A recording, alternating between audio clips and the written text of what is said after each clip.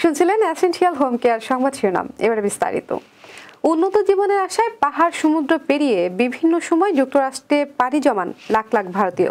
পথে পথে সইতে হয় হাজারো যন্ত্রণা, ব্যথা, বেদনা। কখনো কখনো হয় প্রাণহানি বা অঙ্গহানি।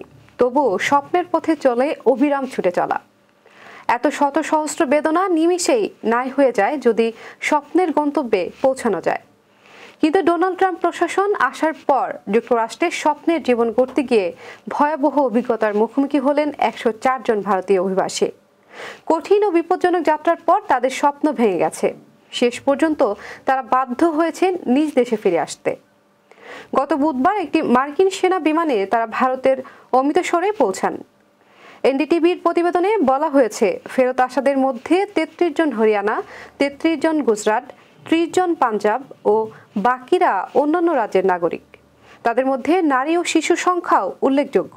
ভারতের পাঞ্জাবের হোশিয়ারপুর জেলার তাহলি গ্রামের বাসিন্দা হারবিন্দর সিং জানান, যুক্তরাষ্ট্রে যাওয়ার জন্য তিনি এক দালালকে 42 লাখ রুপি দিয়েছিলেন, কিন্তু ভিসা না পেয়ে তাকে বিভিন্ন দেশ ঘুরিয়ে যুক্তরাষ্ট্রে পৌঁছানোর চেষ্টা করা হয়।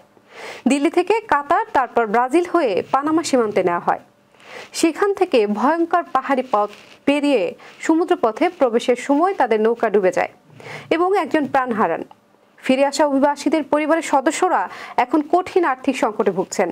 হারবিন্দর সিং এর স্ত্রী কুলজিন্দর কৌর বলেন, আমরা যা কিছু ছিল তা বিক্রি করেছি, উচ্চ সুদে ঋণ নিয়েছি যেন ভালো জীবনের জন্য তাকে বিদেশে পাঠাতে পারি। কিন্তু এখন আমার স্বামী ফিরে এসেছেন আর আমরা বড় ঋণের বোঝা নিয়ে পড়ে আছি।